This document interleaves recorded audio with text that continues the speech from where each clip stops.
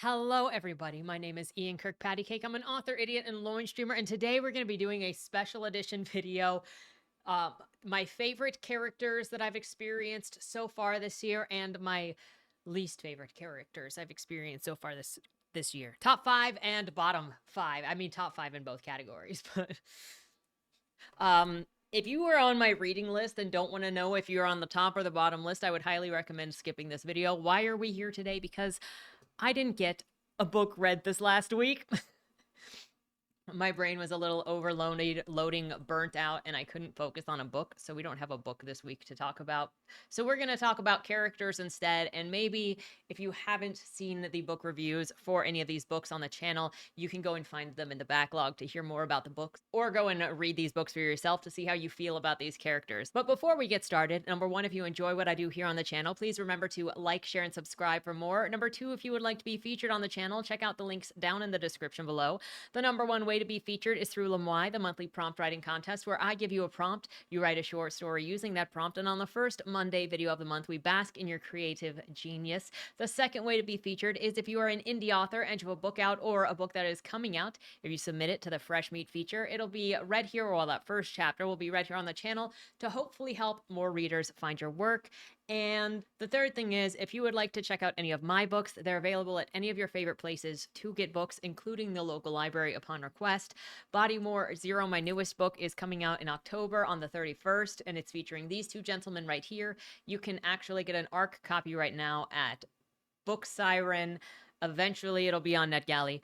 With that said, let's jump into the topic. Now, my feelings about any of the characters that I'm about to go over has nothing to do with whether the book is good or bad. I personally don't like to talk about whether a book is objectively good or bad. I will only talk about what my feelings toward a book or a character were. And the characters that I like may not be because they are likable characters. They may just be complicated characters. They may be interesting characters, but they are not necessarily likable or relatable. How you feel about characters always depends on what kind of reader you are. And for me, I'm a character reader, so I like to be able to see decisions and characterization and personality through the choices of those things. I have, and in some cases, since I do read nonfiction, we're also counting nonfiction people that show up in some of my books. You can find all of the books that I've been reading on Goodreads if you go and check my Goodreads profile and you want to get to the bottom of what any of these are. Also, sorry in advance if any of your characters are on these lists. I feel like it's a complicated situation in reading lesser known books, that if you have a negative response to something, you're like, look, I still got to talk about it. Like, as a reader, it's still my preference, but that is what it is. I want everybody to know in general, these are all just preferences. These are my responses and the best descriptions I have as to why I like or don't like something. And that's all there is. And I don't expect anybody to agree with me. My opinion is just my opinion. Now we're going to start out with the best characters, and then we're going to do the worst characters, because heck yeah, I'm putting the ones that you really want to know on the other side of the video. These are also in no specific order, because I was just looking at the books I've read this year in order to put these together. So they're more in the order of like the last books, like the order in which I read these books from most recent to less recent. But yeah. So on the best list, you can probably guess the first character I'm going to mention, or I should say characters, because I put them in the same category together.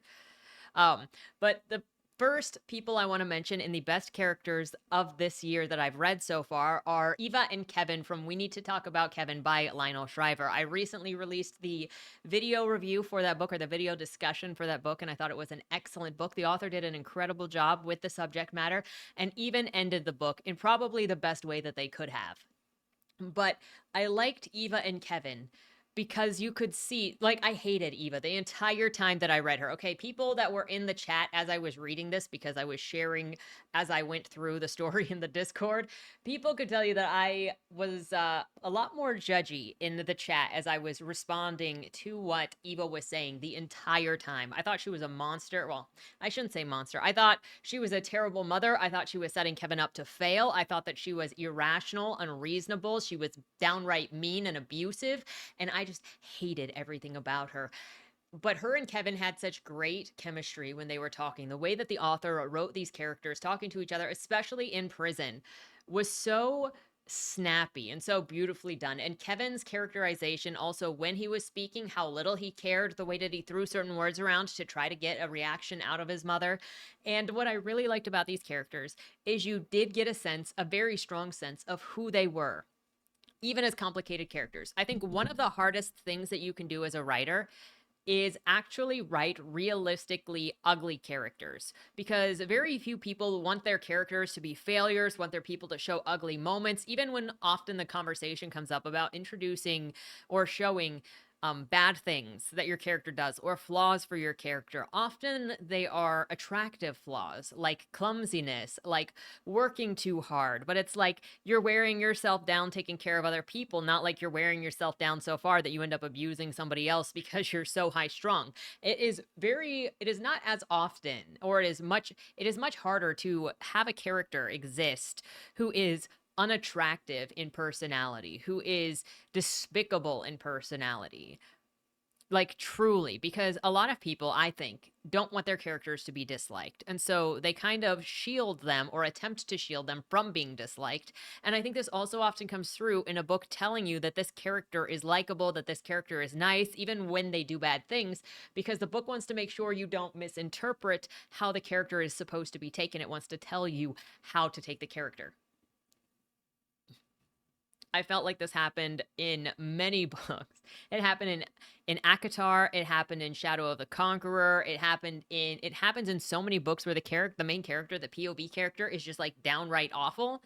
But it tells you, don't worry, everybody loves them. And external people tell you everybody loves him, and he's like doing a good deed, she's doing a good deed, she's heavily criticized by the right people, which means they are bad and she is good. Despite the bad things that she's doing, we're just gonna overlook those things. But what Eva and Kevin had were purposefully ugly people that did purposefully bad things. Specifically, like, everything Eva did as a mother was horrible. And then Kevin grew into a kid that obviously did a horrendous thing. And depending on how you view Kevin, you also have, did he harm his sister intentionally? Did he, do any of the bad things intentionally that his mother claims that he did? And that's going to be on you to say. But it was such a strong characterization of terrible people. Or I feel bad calling Kevin a terrible person. He did a terrible thing. But I feel like calling him a terrible person when he's a kid almost the entire time, and he's still a teenager, 15, when he shoots up the school. Like, that was a terrible action. He did a terrible thing, but I think characterizing him in general as a terrible person when he's literally a child the entire time, and the only way you could say he's terrible is by believing what Eva says he did all of this time intentionally. So it feels weird to say that. But obviously the action of him, him brutally and ruthlessly murdering his father, his sister, and like nine other people at school is horrendous, and will taint the opinion of most people toward him. Because they're like, you're a serial killer. You're a mass murderer. Look at the way that you just brutally took the life away from these people. And completely understandable that somebody might feel that way. Just, it was strong characterization. But again, I don't think that we need to talk about Kevin as everybody's cup of tea, because I think it is such a specific thing. Oh, something else. This is a tangent sort of off to the side that kind of goes with a community question I asked a little while ago that had to do with, do you prefer your stories that you read to be more grounded in reality or to be more escapism? And I think that's a question that some people don't necessarily understand exactly what I mean. And it has more to do with, like, we need to talk about Kevin is clearly grounded in reality and has to do with a reality driven situation, as opposed to like inserting reality issues into fantasy worlds where you then explore those things in complete fantasy. The complete fantasy thing, where it's like a complete entire rewrite of everything, and then you've got the elves, and then you've got the lizard people, and you've got these and that and this thing that are all allegories for other things, or there's racism among the different races of creatures. Like, that is not something that attracts me at all, and I actually have a very difficult time being interested, period, in something that is so deject from reality. But I love things that are either grounded in reality, like Kevin and Eva, or they're still grounded in reality, but they have mystical elements to them, whether it's like Clive Barker, or if it's Saint Gregory, or if it's the origin of the sky, or if it's Carrion Comfort, which has the mind vampires in it. Those all have elements of mysticism in them, or mystical things, or fantasy elements, but they're still tied to just reality, and with kind of and work within our framework. That gives me an interest, because it for me it feels like there are stakes and there are things to analyze in a very one-to-one sort of way, or a more human way, as opposed to if you go to a complete different reality. And I'm not saying that there is anything wrong or anything bad about complete fantasies. It's just, I think it's a different kind of reader. And I think that a lot of people love complete makeover fantasies. Like, I'm sent so many books, or recommended so many books, that are complete start over new world fantasies. I love how passionate people are about the complete new world fantasy sort of thing. It's just not a thing that I vibe with. But I also know, like, I'm different than my mom in that, because my mom loves monster flicks, as they are separated from reality, and I like things that are not separated from reality. Obviously, like, we need to talk about Kevin or true crime or the like. I know that was a long way to go with this. The next best character that I've read in so far this year was Vanessa from My Dark Vanessa by Kate Elizabeth Russell. I think that Vanessa was a very realistic rendition of a girl who was groomed as a child, a girl who was put in this position who trusted her teacher, who trusted this older man with the way that he acted and the way that he made her feel special. And then when she got into that relationship with her teacher, she started feeling separate from her classmates, because she thought that she had these experiences that nobody else had, that she was more mature because she was in this more mature relationship. And then as an adult, she also was messy, because she was dealing with the aftermath of the of the relationship, of the abuse that she still hadn't dealt with. What I also think made it really good was the way that other people tried to use her as a political tool, because people will often approach you, if you've gone through a specific kind of experience, to try to use you as a political bludgeoning tool, to try to opportunistically bring you on to talk about your thing. And then they will attack you if you don't say things in the right way. And I've more recently seen this as well with other victims of grooming, where people find out somebody was talking to somebody who is in their teens, and the other person was in their 20s. And so that teenager is now an adult, reflects on the relationship that they had with the adult when they were a teen, and they don't see anything wrong with it. This has happened with more than a few people I've seen that have come out with, well, I had a relationship with that person and they talked to me like that and they did this thing to me, and it's not that big a deal. And what happens when you pull these types of people into the political arena, it's not saying that these things are condoning, but it's obvious when a political person doesn't understand what the symptoms of grooming are, or how they look on somebody who was groomed. So then what I've seen is these people that then draw the victims of grooming into the arena to talk about the relationships they had, when those people don't say, yeah, that person abused me, yeah, I hate them, they jump on that person for being a pedophile sympathizer or a predator sympathizer, when in reality, if you've suffered abuses and you've been groomed, you often don't know, and you don't register it without going through like a therapy to address it, and you will reject other people. And that's something that Vanessa actually said constantly, even when it was determined that, Mr. Strain was being investigated, is people came to her and told her, you're being abused, or you were abused. And she was telling them, no, I wasn't. And she maintained this relationship with Mr. Strain, and this dependency with Mr. Strain, and this comfort, this mixture of comfort and pain with Mr. Strain, and the different sides of her. And you got to see her with her therapist working very carefully, because it was like there was a trap in her head, that if you said this certain thing, she'd close up. And that is often what happens when you have this deeply embedded trauma that you haven't been able to really talk about, or this idea of who someone really was, or how you were treated. I have a character that sort of goes through something like this, not necessarily the teacher grooming, but in the Western that I'm working on with Monty, I have a character named Marcella Bailey, and her dad from a young age constantly prepared her to be married to this man who was, 15-ish years her senior. even from a young age, without telling her that, that he would come over and have dinner and spend time with her. And she would eventually marry this man, even, when she was like 5, 6, 7, 8. They would hang out together. Platonic, like not inappropriate, not doing above the age things, but, to make her fond of him, to build that relationship. And her father is also very, very controlling. He would also use phrases like he would call her Mary when she was in trouble, specifically to bring her back to, you don't want to not be like Mary. You need to behave like Mary, bring it back to the church. And he would gaslight her. He does gaslight her. And once she finally gets away from her family, like for real, her husband actually, well, one of the ideas that we currently have, I should say, her husband actually eventually addresses her. Like, she keeps talking so fondly about her dad after all of the things that her dad did to them. And he's like, he never loved you. And that's something that Marcella just cannot compute, because it's making her go back her entire life and look over every interaction that she ever had with her father and reinterpret every interaction she ever had with her father. And it breaks reality.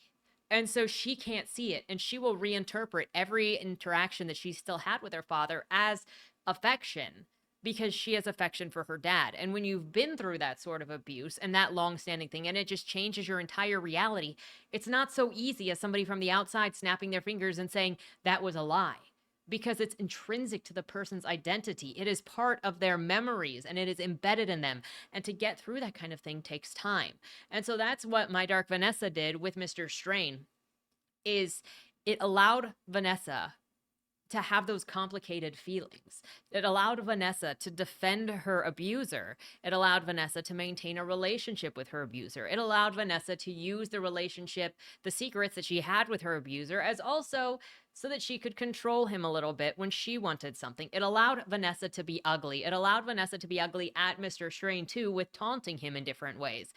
It allowed her to also be a victim of other people that would just try to use her, like the girls who came to Vanessa and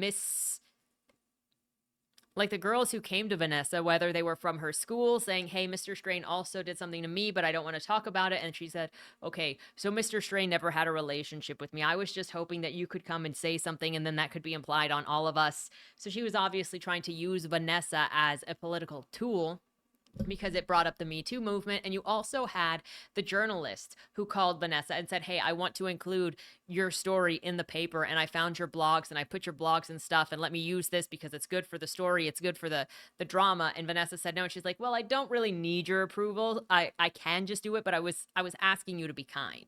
And so this allows it to show other ways in which people try to abuse or victimize or take advantage of somebody who can't even see their own experiences clearly. And that's not something that you get to see often, because in the case that you present something like Vanessa, and the way that she doesn't immediately just demonize Mr. Strain, and the way that she also still protects Mr. Strain, is that you end up with some people accusing you as the author of defending the predator. Again, it's the same thing that often people who experience grooming and haven't gone through whatever they need to in order to address the abuses that they've been through, they get accused of the same thing, for not dealing with trauma in the way that outsiders have determined they need to. And it's a complicated situation. I think that Kate Elizabeth Russell did an excellent job with that story.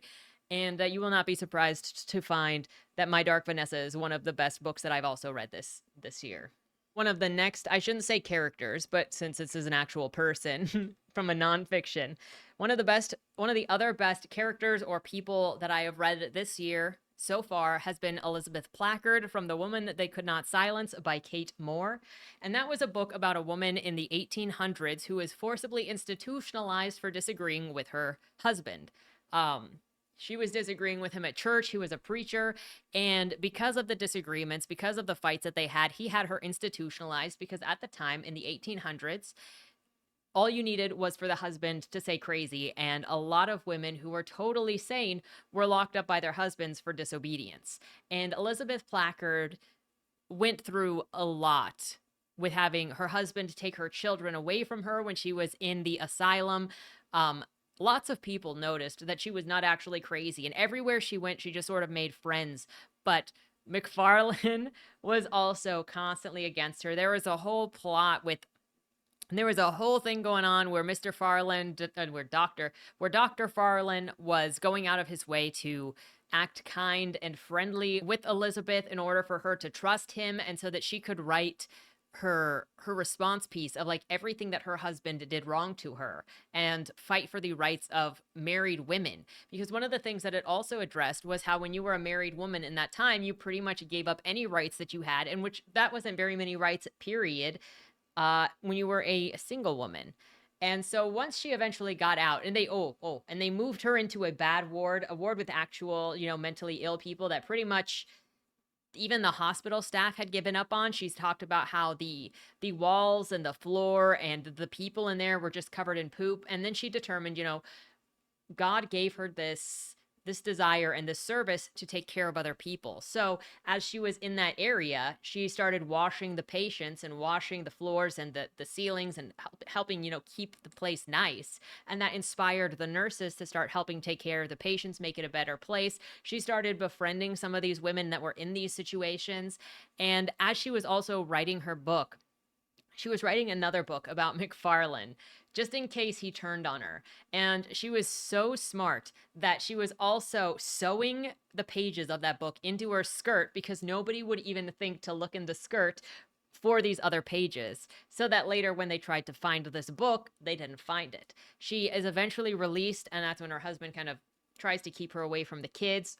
She was eventually released. She goes home to the kids and kind of lives civilly but separate from her husband. One of the things in there is like they constantly, while she's in the asylum, ask her if she loves her husband yet, because they believe the sign that she can't unconditionally love her husband who abused and institutionalized her. That's a sign of her insanity. She was such a strong woman that and went through so much adversity. She even talked about possibly killing herself at some point and said, no, I can't kill myself because God sees value in me, and he would never want any of his children for that to happen. He would never want that to happen to any of his children.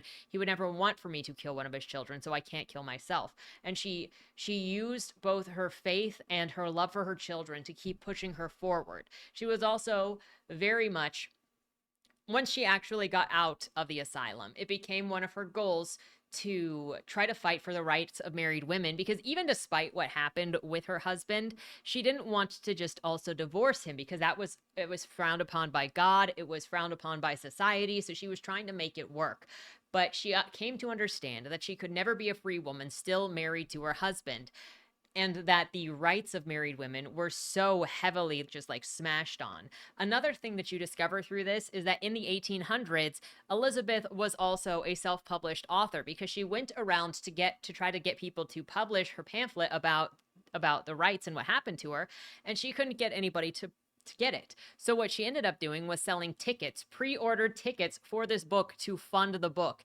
And basically, as also a handout, she also gave some of them like a little smaller version of it that she could afford to print, so that they could see what she was trying to do. And then, come publishing day, they could bring their ticket that they purchased and exchange that ticket for a book. So she actually ended up funding her own printing of her own book because publishers wouldn't take it. She also ended up going to court to fight for the rights, for her rights, for her freedom, and for the freedom of women in, I think it was Illinois. And by the last day, when they were coming to a determination, her husband actually left early, didn't show up to the third day. So then when she won the case, because he knew that she was going to win the case. So then when she won the case and she went home, he had run off to Massachusetts with her kids. And he had friends who were in the legal house over there, that if she just followed after them, he would have her institutionalized in Massachusetts, because while laws changed in Illinois, they were not different in Massachusetts. So she still continues, and she does get back with her children. One of her children does become a lawyer and actually helps with the fight for rights, which were still violated even in the early 1900s. The Flagler Institute had that going on. But it's a very interesting story of somebody who went through a lot of injustice and kept trying, and was a very smart, was very driven, was very faithful, and never gave up. And it was just a nice story to read about, really. The next character that I want to mention from this year that is in the top 5 best characters this year is Logan from Not Drunk Enough by Tess Stone. Not Drunk Enough was a comic book that I talked about a couple months ago. It only has issues 1 and 2, and it has to do with this guy who is a repairman named Logan going to this scientific facility to fix something in the night. And it turns out that this place is filled with monsters, and it was actually a setup for him to be eaten by these monsters. And he runs into a couple of people that still are alive there, and are somewhat infected by these plant eyeball creatures that all go back to the source. And you've also got a situation where one of the scientists brought back his son in a not good way, it seems like. But, that guy seems to be doing better than his dad, let's be real. But Logan was sarcastic. He was brave. He was friendly, even in the cases where other people were kind of assholes were kind of jerks to him. He gave them a chance, and he still tried to take care of them. He felt like a guy that had integrity as well as the bravery, and he had a lot of heart. He had that relationship at the beginning of the second book. You see him talking to his sister and how him and his sister help each other out, and they obviously love each other as family and take care of each other. And it was just a really nice book to see this guy who, a little bit rough around the edges, but he's daring, he's playful, he's snarky in not like a mean way, and it was just fun. The fifth character, the fifth and final character on the best of 2024 so far is Wolf from Order of the Spirits Initiation by Vladimir Radokovic. And Order of the Spirits Initiation was a story that we read for the Loin Stream. The first story that we read this year. It is the second in the Order of the Spirits series. And Wolf was a character who, I liked Nero too. But I feel like I like Wolf more because he was a lone wolf. But he was a man with integrity. He was a man that said, I know what I'm supposed to be doing because of what I was chosen to do, but I also am not forfeiting my own identity in order to just please these other people and give up the things that I want. I will come and do the duty that I'm supposed to do, but I also am going to do the things that I need to do for me, the things that I find important, the things that connect to the people that I love and I care about. And he was daring, he was ambitious, he was brave, he was devoted, and he also had that pull of trying to meter where to fit in as a team and where to fit as an individual, though he obviously chose individual most of the time, because you can't always just agree that you should care about this group of people when the things that you care about, when the people you care about matter to you more than this arbitrary team. And so he had that real struggle, and he also had that sort of brotherhood with Nero, which I think is going to get stronger in the future, where they sort of conflict. They got similarities, but they also got opposites. And you'd think that Nero is going to be the strong-headed leader and give guidance, while Nero is kind of the weirdo that's going to go off and do his own thing because he cares less about everybody than himself. But I think that with Initiation, we are going to see, or with the Order of the Spirits, that we're going to see Nero start to lose himself with those swords, and then Wolf is going to help bring him back because Wolf is so independent. But their personalities clash and complement each other. But I really liked Wolf's independence and devotion and care and bravery in the way that he was, and I think he's a really strong character. Now, there is an honorable mention. I know I have 1 through 5 of the best and then 1 through 5 of the worst, but there are honorable mentions. Okay, I should have just said 6. But honorable mention is this nameless little girl from Ghost of the Badlands by Razor Fist, drawn by George Alexopoulos, because her expressions are just so cute. She is so adorable. And like every scene she is in, she just has the biggest expressions. So honorable mention to her. She's very cute. Okay, now on to my least favorite characters of this year. Number 1 is Parapatina from Fourth Wing, and I don't remember what the main character's name is from Fourth Wing because the entire time we read this book, I changed it to Parapatina. So, just know it's the main character of the book Fourth Wing by Rebecca Yarros, and every time I say Parapatina, that's what I mean. So Parapatina is the most special of every freaking buddy ever. She, is meant to be a normie. She is meant to be a scribe. If I use weird words, okay, blame the Loin Stream. She's meant to be a scribe, a bookworm. And she was going to go to bookworm school, but then her mother, who knows that she's got bones made of glass and skin made of paper, was like, no, you're going to go become a soldier like your brother and your sister because you're not a pussy. I will not have a child who's a pussy. Your husband was a scribe, okay? Like, what is this? So forces her in. And despite this chick having like zero combat training, she survives everything where everybody else who has had lifelong training to become part of this military school all fails. Not only that, she's warned about the dragons being very choosy about who they have, and she not only gets one dragon, one pickle, she gets two pickles. She gets the strongest pickle of all and the miniature golden pickle that nobody has ever seen a baby pickle before, but she has somehow gotten both the strongest and the picklest baby ever. She also is able to overpower everybody. She also has the sexual tension with everybody. She also is the chosen one. She also just has you're told that the dragons the dragons will kill you if you are kind of an imbecile. But her big black pickle protects her from everything. He uses his psychic abilities to keep her in her seat when they're flying, while others are like doing spinny wheels to specifically kill their riders.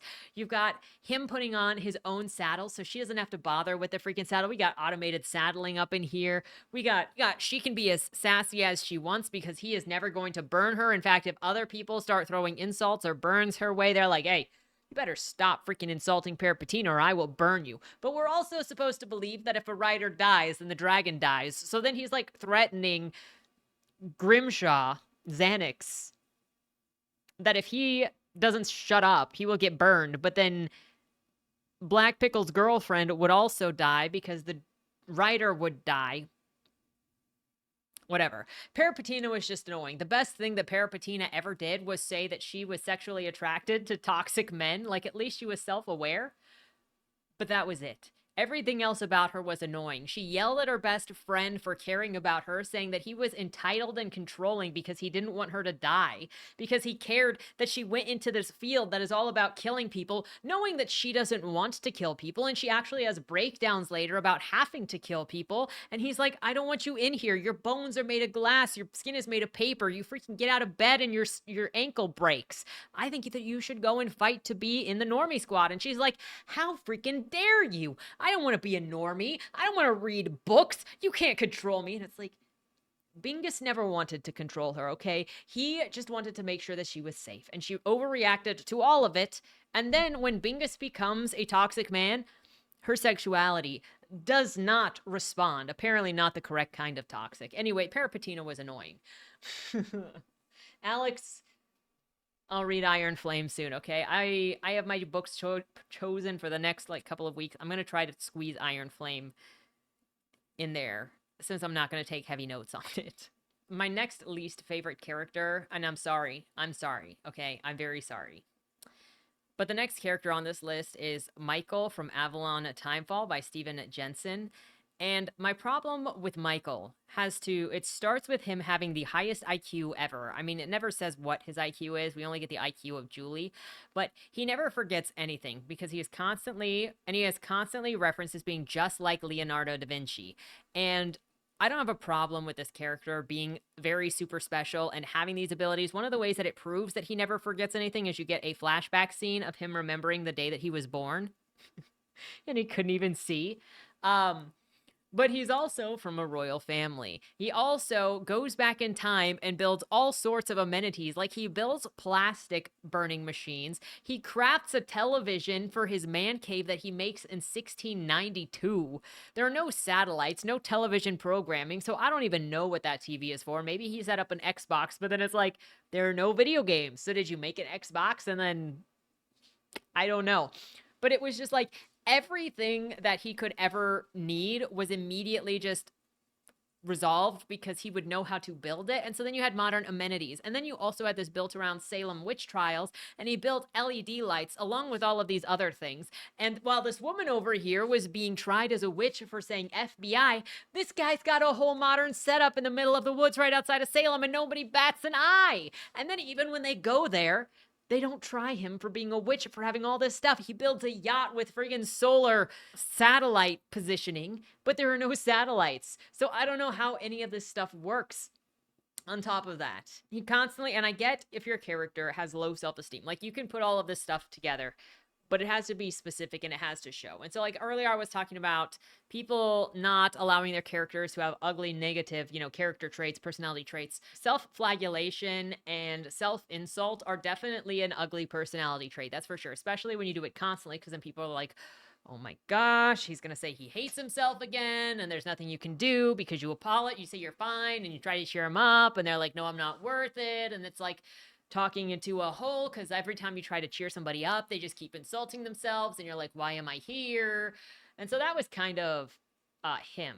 But you also had him acting like a creep with Julie. He was in love with Julie from the moment that he saw her. When he found her out being hanged, he was immediately, all about her beauty. When he took care of her for a couple of weeks until she woke up, he was immediately expecting her to be grateful. And then when she showed that she was scared, when she thought about being sexually assaulted because somebody, in Salem had sexually assaulted her, and she was confused because she had been hanged for like 10 minutes and lost consciousness and actually died and then was resuscitated. He doesn't even understand why she might be confused, and instead yelling at her, getting angry at her for not being grateful enough, and then he's going to huff off and leave her here. And he's constantly like, well, you need to just figure yourself out. You need to either marry me or you need to get lost and go find some other man to be with, because I'm not going to help you get back to your husband.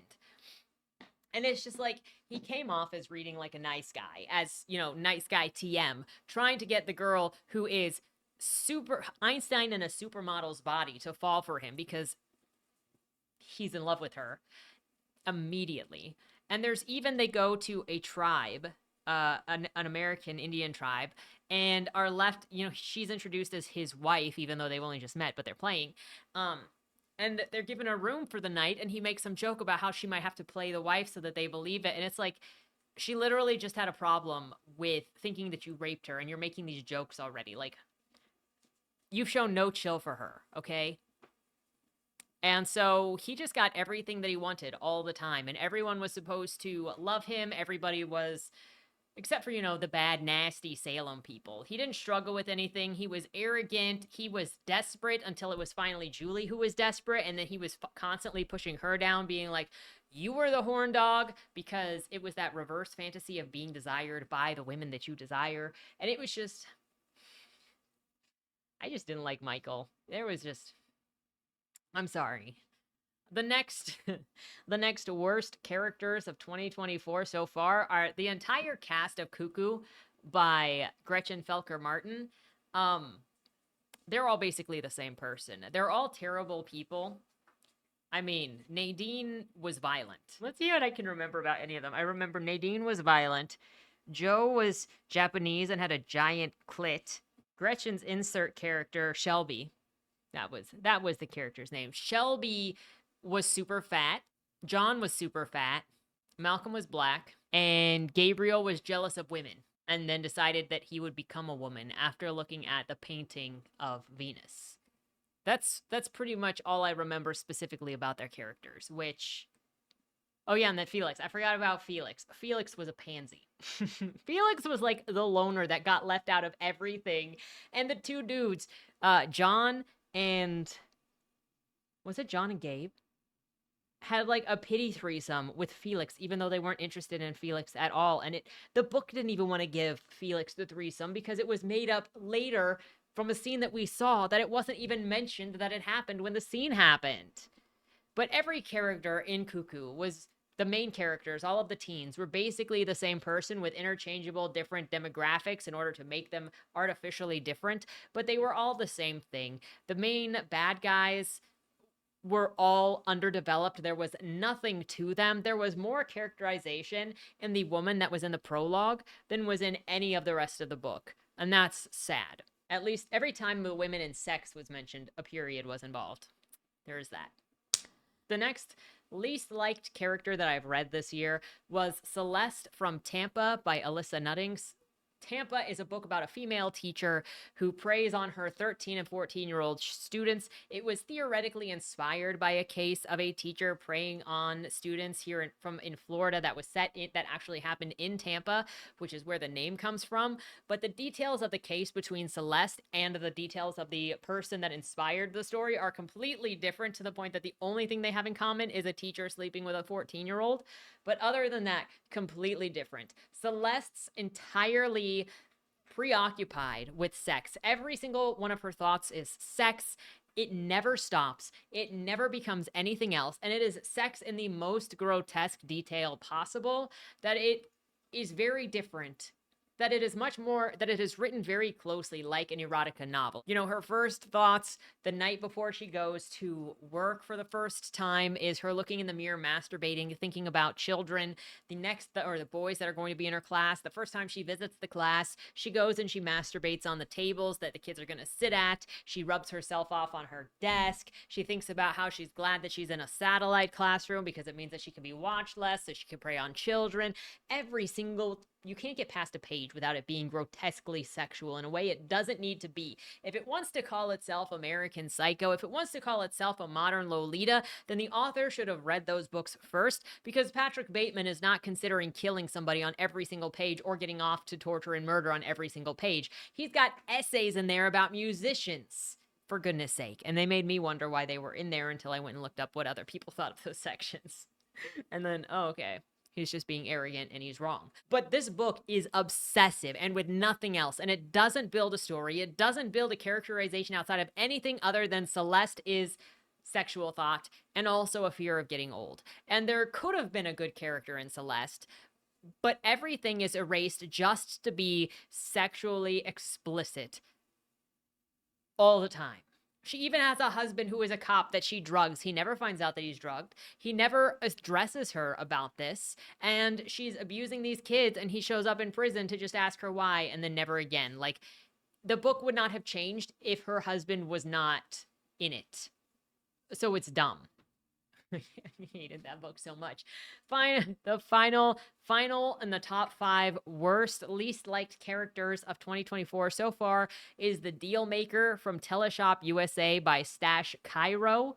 That was a book that was sent to my P.O. box. I can only assume by the author because there was no note in it. And I'm like, I don't know how else this got here. I don't remember what the Deal Maker's actual name was. I feel like it had to do with Dave, but I don't remember. But he was such a piece of shit. Okay, he thought that he was hot shit. He could show up late. It read like Boomer writes in retirement his wish fulfillment, because he was just a jackass to everybody, smoking and drinking and living in a hotel. He cheated on his wife he married his high school sweetheart saying I love you, and then cheated on her for the entire 20 years of their marriage or whatever. And he was mad at his wife and the 2 daughters who were mad at him for cheating and breaking up the marriage. And he's like, they're just bitches. My wife knew all along that I was cheating on her, but now she draws the line because I'm banging somebody at the network. He was just the biggest piece of shit. And if you know me, if you know anything about me, I never give up the chance to tell you how much I hate cheating.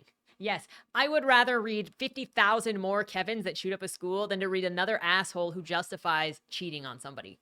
And look, we all have our limits. You can judge me as the person I am for having that preference. If I experienced a school shooting or a murder in person, I may be more like, that hits a little too close to home. But when I'm dealing with people that are like the Deal Maker, who are too much like my dad, who are too much like a bunch of people who mistreat their spouses and then try to take everything from the spouses that they abused and mistreated, and go after their kids who didn't do anything but had the unfortunate circumstances of being born from their sperm. I like couples that work together. I like couples that maybe they have some rocky stuff and so they work through it. You know, I talked about earlier how Marcella is going to kind of have that run-in with who will become her husband about her father, because, you know, her husband was the one that had to put her father down after they were all abused and he went to rescue her. And so there are obviously feelings there. And then he sees something that Marcella doesn't see, and so they have to work that out. If you read Bodymore, you've got issues between Joey and Jag and how to be a couple, but they do love each other, and they do try to work together. If you look at Boom, you've got Blake and Jan working together as a team, even when they're not romantic with each other yet, even when it's just Jan pining after Blake. If you look at Dead End Drive, you have Gavin and Anna working together as a couple. And I love couples working together. I love teamwork. I love people that at least try and have affection for one another. Even in stuff like, Bodymore Zero, when it's these two guys and they're not romantically involved, they're brothers, and they're brothers who care about each other to different extents in different ways for different reasons, but they have to work it out. And when I'm reading stuff like Teleshop USA, where this asshole is just abusing everybody and thinks that because he is the best-selling guy at the network that he can abuse everybody. And then not only that, I'm not saying that you can't write shitty characters, okay? I'm just telling you that I'm not going to like your book if there's a cheater in it. That's like number one. And other people will love your stuff.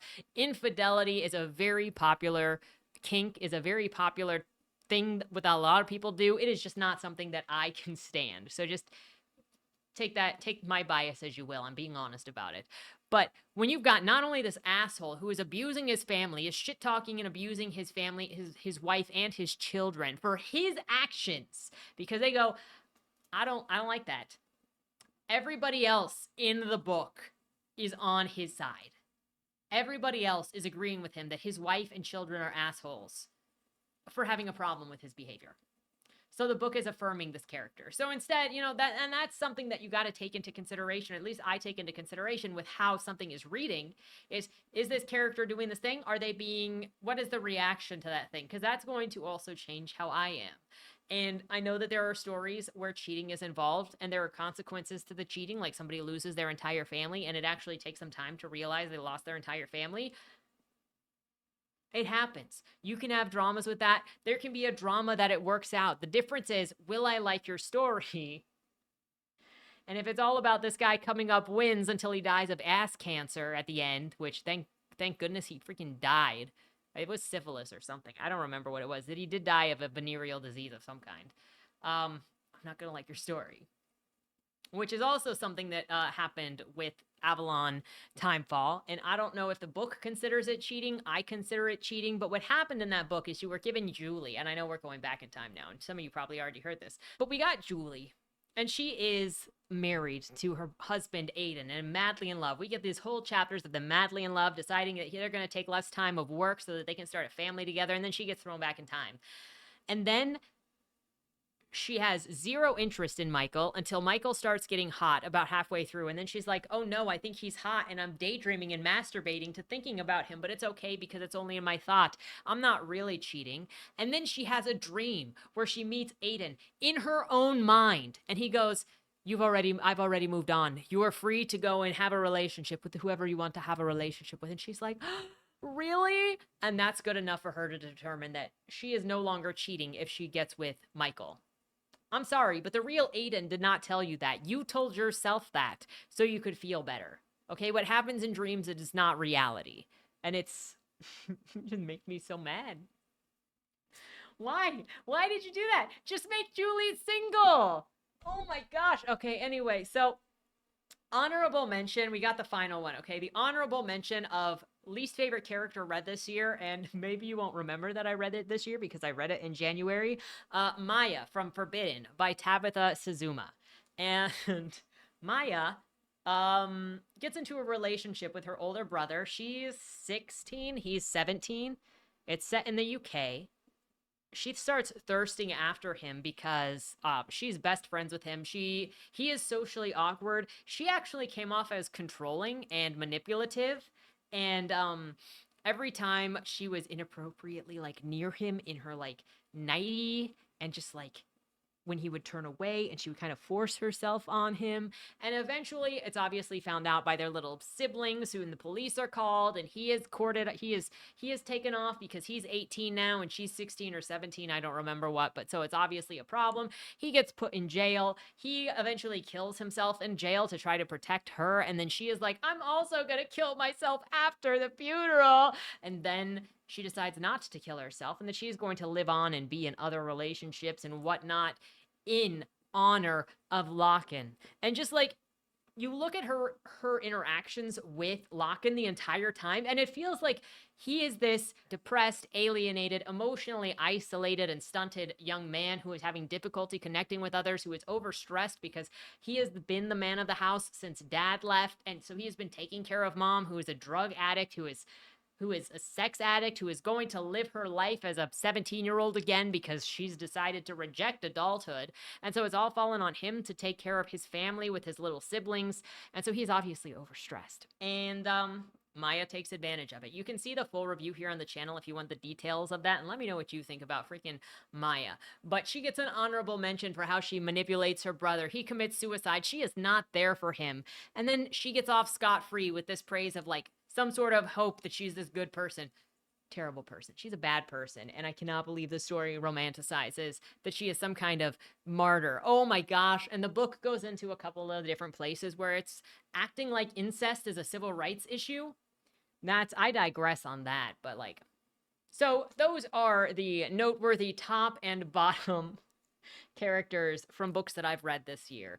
Let me know let me know who some of your favorite and least favorite characters are that you have either seen on television, read in books, seen in video games that you have played, any of those things, because I just love talking about characters. With that said, have a great weekend and don't die. If you're interested in hearing more about any of these characters, there are reviews of varying levels for all of these books on the channel, except for Fourth Wing. I have not done a review for Fourth Wing, but the rest of them, there are reviews for. With that said, have a great weekend and don't die. Was that Wayland Cross in the trunk? Do you know, or is that something that's still being figured out? The person in the trunk was not Wayland Cross. Is he in trouble? We don't know who did it, but as the owner of the car, the longer he's missing, the worse it looks for him. Cross isn't a killer. For the last couple of years, the average number of murders in Baltimore has been over 300, and it's been going up.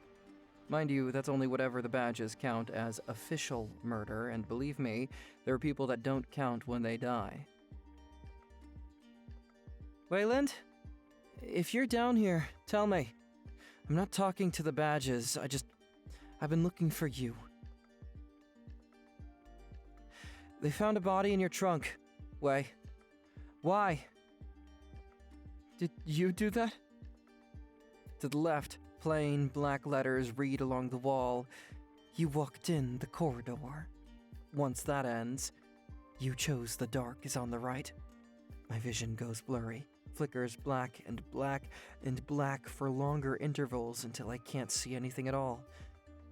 I'm not screaming anymore, but my voice echoes back to me. Where the hell am I? You're dead, Josephine. Even smart people do stupid shit sometimes, right?